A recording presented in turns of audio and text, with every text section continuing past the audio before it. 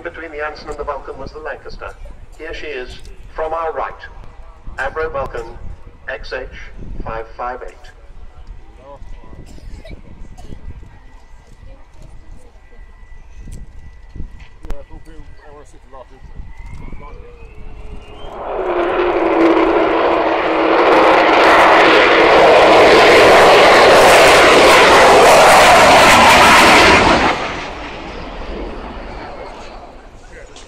And there you got it again, bit of a howl, a Vulcan howl. Nobody's quite sure how it works, but it mostly does. It depends slightly on the weather, but it's to do with having two of the four Olympus engines, two on each side, and both the ones on the same side sharing the single intake. And it's a bit like, I suppose, the Mustang sound of blowing over the top of a Coke bottle. Anyway, that's the Vulcan howl. It's a unique sound as far as I know.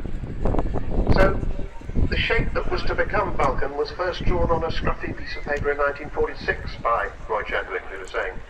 Sad to say, he died a year later in a crash, so he never saw his brilliant design fly, nor did he see it become the first ever operational delta wing aircraft in the world. And she flew in 1952, only 11 years after the Lancaster, 1941. Yet if you compare the two of them, they might as well have come from different planets.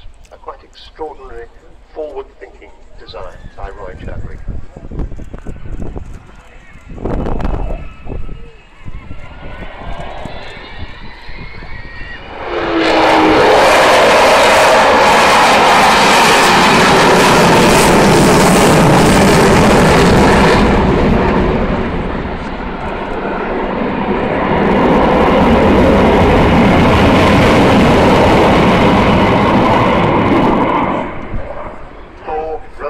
Olympus 202 two-shaft turbojets, 16,500 pounds of thrust each, so about 65,000 pounds altogether. Not much, perhaps, by modern standards, but pretty good then. She was subsonic.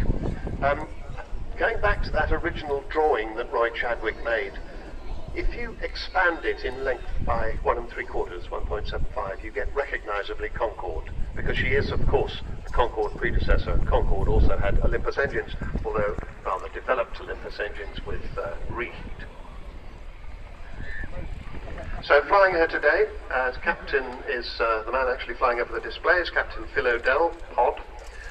The man in the other seat is Bill Ramsey, who was flying her earlier in the formation, and the third member of the crew, the air electronics officer, on one of the backward-facing 3 rear seats, is Phil Davies.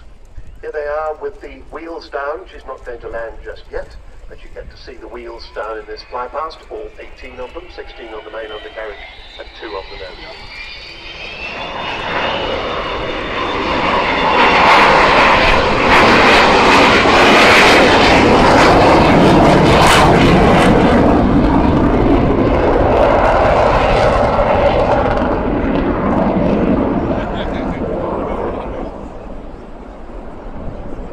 There you get an idea of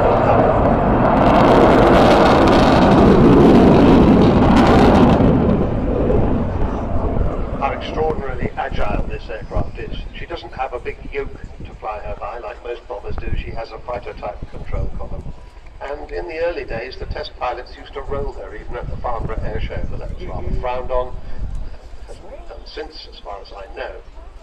Now I think next time she comes she will be opening her bomb bay as she goes past us this time. There it is, the bomb bay is opening. If you can see that, you see how big it is. It's absolutely enormous. It's the heart of the bomber. It's what it's there to do. So that carries